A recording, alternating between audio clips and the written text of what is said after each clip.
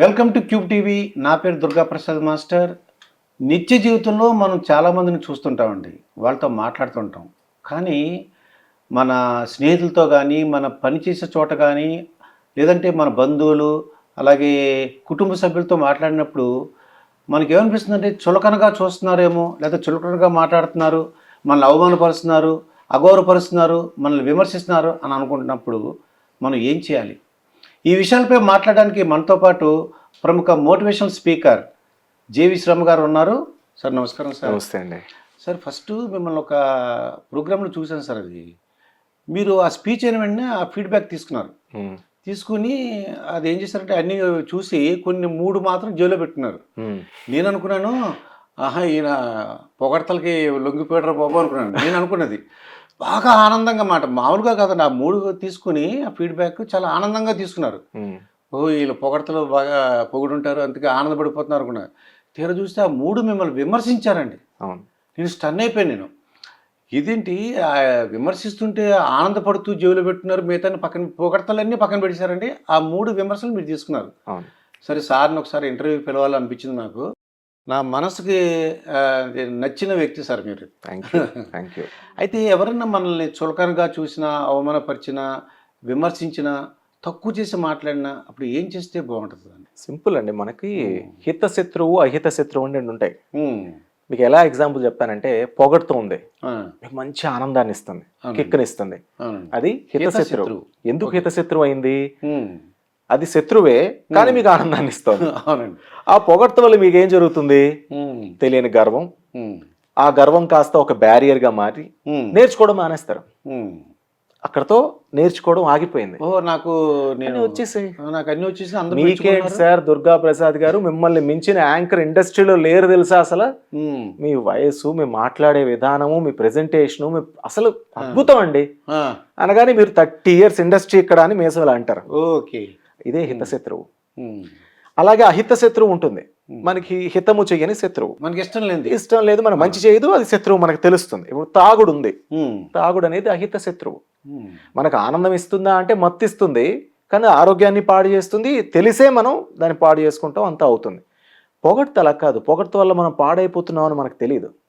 ఇది అందుకు హితశత్రువు అన్నాను. సో ఆ శత్రువుని దూరంగా పెట్టాలి అంటే ఈ విమర్శను స్వీకరించాలి. అవమానం కూడా అంతే. ఎవరు మిమ్మల్ని దేని గురించి అవమానిస్తున్నారో దాన్ని, ఆ అవమానాన్ని ఒక హిత శత్రువు కాదు, అది మంచి విషయంగా తీసుకోండి. దాన్ని శత్రువు కాదు, మీకు బాధ కలిగించే అహిత మిత్రుడు అనుకోండి. పోనీ మీకు ఆనందం కలిగించని ఒక మిత్రుడు అనుకోండి అని. మీకు ఇది రాదు అని నేను మీకు పంతం పట్టేలా చేస్తే అది నేర్చుకునే పౌరుషం మీలో ఉద్భవిస్తుంది. అవునా? సో దాని నుంచే మన ఎదుగుదల ప్రారంభం అవుతుంది. పొగడ్తను ఎప్పుడైతే స్వీకరించామో అక్కడి నుంచి మన ఎదుగుదలకి అడ్డంకులు పడుతున్నాయని అర్థం. సింపుల్. అవమానమైనా అంతే. అవమానం దేనికి అవమానిస్తారు? సాధారణంగా ఒక 10 మంది మంచి బట్టలు వేసుకుని ఉన్నారు ఒక చోట. అక్కడ మనం మురికి బట్టలు, చిరిగిపోయిన బట్టలు, మన పేదరికాన్ని సూచించే బట్టలు ఏవో వేసుకెళ్ళాం, కాలేజీకి వెళ్ళాం, ఏదో వెళ్తే వాళ్ళు మనం చూసి ఏంట్రా బట్టలు ఏంటి, ఈడు చూడరా ఎలా ఉన్నాడు అని అన్నారు అనుకోండి. అది మనకొక హేతు అవ్వాలి. దేనికి? మనని ప్రేరేపించే హేతువు. వీళ్ళందరి నోర్లు నేను మూయించాలి. ఇలా వేసుకున్నవాడు లోపల వాడేం తక్కువవాడు కాదు. నాకు ఇవాళ లేక ఇది వేసుకున్నాను, రేపు నేను వేసుకునే బట్టలు వీళ్ళకన్నా అద్భుతమైన ఉండాలి, అది నా జ్ఞానంతోని, నా వ్యక్తిత్వంతో నేను సాధించగలగాలి, వాళ్ళ నోర్లు మూయించాలి అనే దానికి ప్రేరణ కావాలి. అవమానం కుంగుబాటుకి కారణం కాకూడదు. సింపుల్. అవమానాలు అన్ని చోట్ల రకరకాలు ఎదురవుతాయి. దాన్ని కుంగుబాటుకి కారణంగా తీసుకున్నాం అనుకోండి, ఇంకా కిందకు వెళ్ళిపోతూనే ఉంటారు. ఎవరు మిమ్మల్ని లాగుదామన్నా అక్కడి నుంచి రాలేరు, అంత గట్టిగా ఇరుక్కుంటారు. సో అవమానం విషయంలో దాన్ని ఒక హిత శత్రువు, అహిత మిత్రువు, అలా అహిత మిత్రుల్లా తీసుకోవాలి దాన్ని. ఓకే అండి. చులకనగా చూస్తే అండి, మనం భావిస్తున్నాం చులకన, నన్ను చూస్తున్నారు, నన్ను చులకనగా చూస్తున్నారా అనిపిస్తుంది అనుకోండి. ఇప్పుడు మీ తల్లిదండ్రులు ఉన్నారు, మిమ్మల్ని చులకనగా చూస్తారా? చూడరు. ఒకవేళ చూసారనుకోండి, దాని వెనక చాలా పెద్ద కారణం ఉంటుంది. ఒరే నువ్వు చదువుకోవట్లేదు, వాడెవడో చదువుకుంటున్నాడు, నువ్వు బాగుపడాలి అంటే నిన్ను ఏదో రకంగా పురిగొల్పాలి నేను, అందుకు నేను తిడతాను, చులకంగా చూసారు చేస్తాను. భార్య ఉంది, ఈ మొగుడు బద్ధకంగా ఉంటే సరిగ్గా సంపాదించట్లేదు, ఇంటిని చూసుకోవట్లేదు, వాడిని చులకనగా చూస్తుంది. అమ్మో అందరి ముందు, భార్య ముందు నేను చులకన అయిపోతాననే పౌరుషానికైనా ఏదైనా పని చేసుకుంటాడేమో అని చులకన చేస్తుంది. ఇలా మనకి ఇంట్లో మన వాళ్ళు అనేవాళ్ళు ఉంటారు, బయట మన వాళ్ళు కాని వాళ్ళు అని ఉంటారు. మన కర్మ ఏంటంటే మనం బయట వాళ్ళకి ఎక్కువ వాల్యూ ఇచ్చి ఇంట్లో వాళ్ళకి తక్కువ వాల్యూ ఇస్తాం. సో వాడు చులకనగా ఎవడు వాడు వాడు మీకు అన్నం పెట్టాడా, జన్మనిచ్చాడా, మీ స్నేహితుడా, మీ మంచి కోరుతాడా, మీ కడుపును పుట్టాడా, లేకపోతే మిమ్మల్ని కన్నాడా? కాదు కదా, ఎవడో వాడు. అసలు వాడు దానికి వాల్యూ ఇవ్వద్దు, వాడు మనకు కించపరిచాడని అనుకోవద్దు. నువ్వు చేయాలనుకున్న పని ఏంటి, నీ ఎయిమ్ ఏంటి, దానికోసం నీ దృక్పథం ఎలా మార్చుకున్నావు, దానిలో ఏ దారిలో వెళ్తున్నావు, వెళ్తూ ఉండమే అంతే.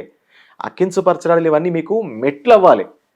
టాటా నానో అనేది ఒక మంచి ఉద్దేశంతో తీసుకొచ్చిన కారు, అది ఫెయిల్ అయిపోయింది, వాళ్ళ ప్రొడక్షన్ కూడా ఆపేశారు. అలా అని ఎవరు మన రతన్ టాటా గారు లేకపోతే టాటా వాళ్ళు ఇంకా కార్లు తయారు చేయడం మానేయలే. అందరూ విమర్శించారు, ఏం డొక్కు అది ఇది రకరకాలు మాట్లాడినారు. సరే మీ అందరు నోళ్ళు మూయిస్తాం, వాళ్ళు మోస్ట్ సేఫెస్ట్ కార్స్ అని అందరూ పొగుడుతున్నారు టాటా కార్లు, కొత్త మోడల్స్ అని దిగితే. వాళ్ళ కించపరిచారని అక్కడ ఆగిపోయి కుంగిపోతే ఆ కంపెనీ మూసుకుపోయేది. ఇండియాలో కొన్ని కంపెనీలు వాళ్ళు మూసుకుని పోయే, పెద్ద పెద్ద కార్ల కంపెనీలు ఇండియాలో లేవు. వాళ్ళ షవర్లే లేదు, ఫోర్డ్ లేదు, ఏ కారణం చేత లేకపోయినా ఇక్కడ లేవు, ఎత్తేసారు. మరి టాటా ఎత్తేలేదే, ఎక్కడికి వచ్చింది వాళ్ళ? ఎంతమంది ఇప్పుడు టాటా కార్లను సేఫ్ కార్లుగా చెప్పుకుంటున్నారు? కించపరిచారు కదా అని అక్కడ ఆగిపోయి ఉంటే టాటా అంత మీదకి వచ్చేదా? అంటే మన కళ్ళ ముందు తెలుస్తున్న ఎగ్జాంపుల్. ఎక్కువగా తల్లిదండ్రులు ఏమంటారంటే, రంగమార్త అనే సినిమా చూసాను, దాంట్లో పిల్లలు నన్ను చులకనగా చూశారు అన్న ఒక భావన ఉంది. ఆ సినిమాలో కూడా చూపించారు. కొద్దిమంది పేరెంట్స్ ని చూస్తున్నాను, మా పిల్లలు చులకనగా మాట్లాడతారు అంటుంటారు. అది నేను కరెక్ట్ కాదని నేను అనుకుంటున్నా, నాకు తెలుసు అది. అంటే మీ ద్వారా చెప్పిద్దామని. ఇక్కడ రెండు వైపులా ఉందండి. చిన్నప్పుడు మనం ఏమి ఇస్తే అది వస్తుందని కర్మ సిద్ధాంతం చెప్తుంది, మీకు గుర్తుంది కదా, తెలుసు కదా, మీకు చెప్పేంత పెద్దవాడిని కాదు కానీ తెలుసు కదా మీకు. సో కర్మ సిద్ధాంతం ఇక్కడ కూడా, చిన్నప్పుడు మీ పిల్లల్ని మీరు ఎలా పెంచారో పెద్ద అయ్యాక మీ పిల్లలు మిమ్మల్ని అలా పెంచుతారు. అర్థమైందా మీకు? చిన్నప్పుడు వాడు మీ దగ్గర కూర్చో మాట చెప్తాడు, ఏమని, ఏదో వాడు ఒక అభిప్రాయాన్ని వ్యక్తపరుస్తాడు. పోరా నీకేం తెలుసు, ఏం మాట్లాడుతున్నా, నీకు ఏం తెలుసు వెళ్ళిపా అని అంటారు వీళ్ళు. అయిపోయింది, నువ్వు వాడి అభిప్రాయాన్ని చెప్పకుండా వాడు గొంతు నొక్కేసావు. ఓహో, నాన్న దగ్గర డబ్బు ఉంది, నాన్న నన్ను పోషిస్తున్నాడు, నాన్న ఇంటికి పెద్ద, నాన్న చెప్పినట్టు నేను వినాలనే రూల్ ఉంది కాబట్టి నాన్న నోరు మూసుకోమంటే నా అభిప్రాయం అయినా నేను చెప్పకుండా నోరు మూసుకొని పోవాలి, మంచిదా చెడ్డదా తర్వాత విషయం. ఓకే, ఇప్పుడు వీడు పెద్ద అవుతాడు, తండ్రి వీడి మీద ఆధారపడతాడు, తండ్రి చిన్నపిల్లడు అవుతాడు. అప్పుడు వీడు కూడా వాళ్ళ నాన్న ఏదో ఇల్లు కొందాం అనుకుంటున్నా, అదేమి నాన్న అక్కడెక్కడో కొంటాం అంటా, నీకు తెలియదు నాన్న, ఊరుకో, ఎందుకు నాన్న ప్రశాంతంగా రామకృష్ణ అనుకోకుండా అంటాడు వాడు. ఇదొక కారణం. రెండు సంస్కారాలండి. మాట్లాడనివ్వకపోవడం వల్ల నిన్ను మాట్లాడనివ్వడం లేదు ఇవాళ ఆ పిల్లోడు. అలా అందరూ చేస్తారని కూడా లేదు, ఇవి అందరికీ వర్తించదు. సంస్కారాలు ఇంట్లో ఆ తల్లిదండ్రులని గౌరవించాలి, వాళ్ళ తల్లిదండ్రులను ఎలా గౌరవిస్తున్నారు చూస్తారండి పిల్లలు. పిల్లలు ఎవరి నుంచో నేర్చుకోరు, తల్లి తండ్రి నుంచే ప్రధానంగా ఫస్ట్ నేర్చుకుంటారు. తర్వాత ఎందుకంటే వాళ్ళు నేర్చుకునేది గ్రాస్ప్ చేసే ఏజ్ 2 ఏళ్ల నుంచి, యాక్చువల్గా గర్భస్థం నుంచే మొదలవుతుంది. గర్భంలో ఉన్నప్పుడు తల్లిదండ్రి కొట్టుకుంటున్నారు, అన్ని నెగిటివ్ మాటలే మాట్లాడుకుంటున్నారు, కుతంత్రాలు చేస్తున్నారంటే ఓహో నేను బయటకు వస్తే ఇలాగే జీవించాలన్నమాట అని వాడు ప్రిపేర్ అవుతాడు లోపల. అభిమన్యుడికి గర్భంలో ఉన్నప్పుడే పద్మవ్యూహం గురించి ఎలా తెలిసిపోయింది? ప్రతి శిశువుకి ఇది ఉంటుంది. ఆ సంస్కారం కడుపులో ఉన్నప్పటి నుంచి మొదలవ్వాలి. సో వీళ్ళు పాజిటివ్ మాట్లాడుకుంటూ, పాజిటివ్ వింటూ, పాజిటివ్ చూస్తూ, పాజిటివ్ చేస్తూ ఉంటే పిల్లలు కూడా అవే సంస్కారాలను ఉంటబట్టించుకుంటారు. వీళ్ళు తల్లిదండ్రులను గౌరవించరు, అప్పుడు వాళ్ళు వీళ్ళని గౌరవించరు. వాళ్ళని ఎక్కడో పెట్టాలి, మనకు ప్రైవసీ కావాలనుకున్నారు, వీళ్ళు కూడా మాకు ప్రైవసీ కావాలి వీళ్ళు గెంటేస్తారు. మీ టైంకి అంటే మీరని కాదు, ఎవడి జనరేషన్కి వాడికి ఉండే అవకాశాలు వాడికి ఉంటాయి. లాస్ట్ జనరేషన్లో విడిగా పెట్టడం ఒక అవకాశం అయితే ఇవాళ ఓల్డేజ్ హోమ్లో పడేయడం ఒక అవకాశం. సో ఏ తరం వాడు అలా అభివృద్ధి చెందుతూ ఆ తరానికి తగ్గ అవకాశాన్ని వెతుక్కొని వీళ్ళని దూరం చేసుకుంటాడు. అదే మొదటి నుంచి దగ్గరగా ఉండడం, వాళ్ళ అభిప్రాయాలకు వాల్యూ ఇవ్వడం. పిల్లలు మాట్లాడతారు, వాళ్ళు మాట్లాడనివ్వాలి, వాళ్ళ అభిప్రాయాలకు వాల్యూ ఇవ్వాలి. అలా కాదనన్నా ఇలా ఆలోచించాలి అని వాళ్ళని మనం టాలరేట్ చేస్తాం కదా. అలా టాలరెన్స్ అనేది మనం చూపిస్తే పెద్దయ్యాక మనం ముసలాళ్ళం అయ్యాక వాళ్ళు అదే టాలరెన్స్ మనకు చూపిస్తాం. ఒకవేళ చులకనగా చూసినట్టు వాళ్ళకి అనిపిస్తే ఇప్పుడు ఏం చేయలేదు. కరెక్షన్ అండి ఇది. ఫస్ట్ ఆఫ్ ఆల్ తల్లిదండ్రులు కూడా మారాలి. ఎప్పటికీ మీరు పెద్దవాళ్ళు జ్ఞానవంతులు కారు. మీరు నేర్చుకోవడం అనేది 50 ఏళ్ల దగ్గర ఆపేస్తారు. మీకు 50 ఏళ్ళు రాగానే నేర్చుకోవడం మానేస్తారు. ఎందుకంటే బ్రెయిన్ కూడా యాక్సెప్ట్ చేయదు, ఇంకా చాలా అనిపిస్తుంది. అప్పటి వరకు ఉన్న అనుభవాలు, అప్పటి నుంచి ఎదురవుతున్న అనుభవాల నుంచి డీకోడ్ చేసుకుంటూ మీరు మీ అభిప్రాయాల్ని, పెర్సెప్షన్స్ని రాసుకుంటూ ముందుకెళ్తారు. అంతకన్నా ఎక్కువ జ్ఞానాన్ని తర్వాత వచ్చిన జనరేషన్ వాడు సంపార్జించుకుంటాడు. వాడి మీరు ఆపేసిన దగ్గర నుంచి ఇంకో 25 ఏళ్ళు నేర్చుకుంటాడు వాడు. మీకన్నా అప్డేటెడ్గా ఉంటాడు. వాడిని గౌరవించాలి. వాడి జ్ఞానాన్ని గౌరవించాలి. వాడు మీ బిడ్డే, ఉమ్. మీ తెలివితేటలు వాడికి వస్తాయి. మీ తెలివితేటలు మీరు అవమానపరుచుకున్నట్టే వాడిని అవమానిస్తే. అవునండి. సో వాడిని అవమానించకూడదు, వాడి జ్ఞానానికి నేను విలువలు ఇవ్వాలి, వాడి మాటకు నేను విలువలు ఇవ్వాలి అనేటట్టు మీరు కూడా ప్రవర్తిస్తే ఉమ్. ఇబ్బంది ఉండదు. అన్నిట్లో దూరకూడదండి. అది 40 ఏళ్ళు వచ్చిన పిల్లోడిని 70 ఏళ్ళు వచ్చిన తండ్రి ఇంకా చెయ్యి పట్టుకుంటే ఇప్పటికీ నా చెయ్యి నీ చేతిలోనే ఉంది నాన్న అని బొమ్మలేక కొడతాడు వాడు. అవును. పట్టుకోకూడదండి, వదిలేయాలి. పిల్ల ఇప్పుడు పక్షులు ఉన్నాయి, కుక్క పిల్లలు ఉన్నాయి, ఉమ్. నా 2 నెలలు 3 నెలలు పాలు ఇస్తాయి, తర్వాత వదిలేస్తాయి. ఉమ్.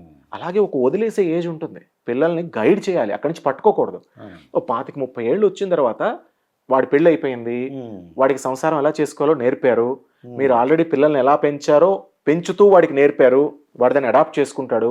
ఉమ్. వాడు ఎలా పెంచుతున్నాడో దూరం నుంచి ప్రేక్షకుడిగా చూడాలి, ఉమ్. అప్పుడప్పుడు సలహాలు ఇవ్వాలి, దూరిపోకూడదు. అది సో అంటి ముట్టనట్టుగా ఉంటే అది ఏ సమస్య ఉండదు. వీళ్ళకి హాయిగా ఉంటుంది అన్నమాట.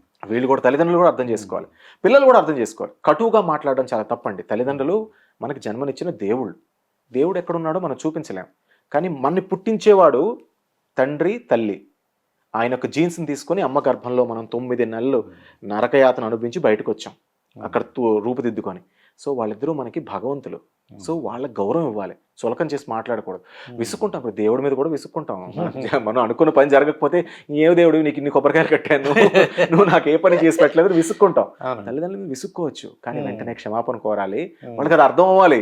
అది వీడు కోపం కొద్దీ విసురుకుంటున్నాడు తప్ప మేమంటే గౌరవం లేక కాదు అని వాళ్ళకి అర్థం అవ్వాలి. అదే శ్రీరామ్ గారు, మాట్లాడే విధానం ఒకటి తెలియాలండి. అవును, తెలియాలి. ఎందుకంటే ఒకలాగా మాట్లాడుతుంటారు, అవతోడికి వేళాకోళంగా విక్రింతగా ఏదో ఇన్నట్టుగా వాళ్ళకి ఏంటి అవమానకరంగా మాట్లాడిన అనిపిస్తుంది వాళ్ళకి. అంటే మాట్లాడే విధానంలో కూడా ఉంటాయంటారా? డెఫినెట్ గా ఉన్నాయండి.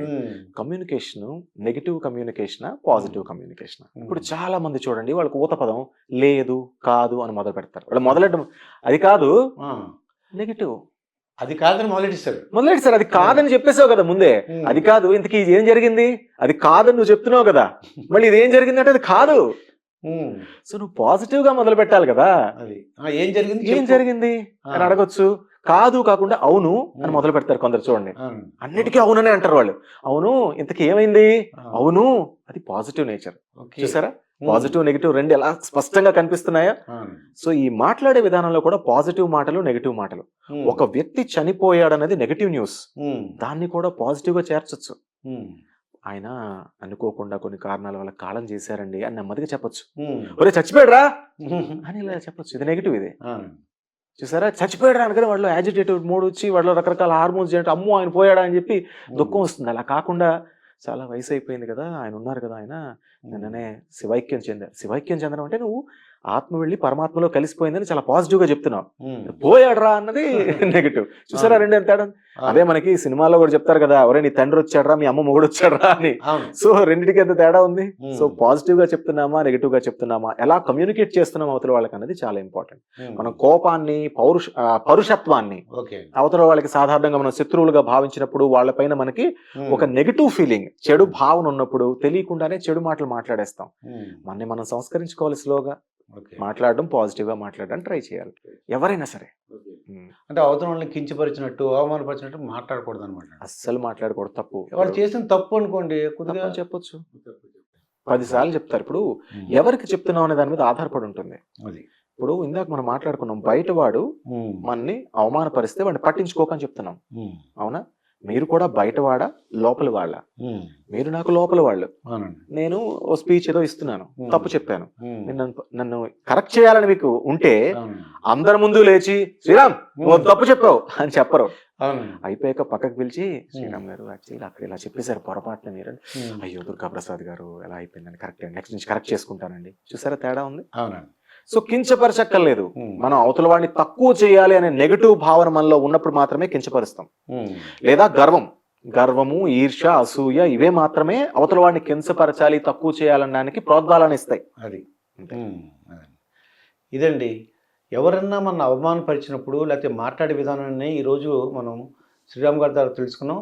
మరొక వీడియోతో మీ ముందుంటాను. మీ దుర్గా ప్రసాద్ మాస్టర్. సొంతింటి కల నిజం చేసుకోవాలనుకునే వాళ్ళకి సువర్ణ అవకాశం. మార్కెట్లోని తక్కువ ధర, ఇప్పుడు ఈసీఐఎల్ క్రాస్ రోడ్ పక్కనే 2 మరియు 3 bedroom premium apartment flats. Registration కోసం వెంటనే కాల్ చేయండి. శుభప్రదం ప్రాజెక్ట్స్ 9100007255.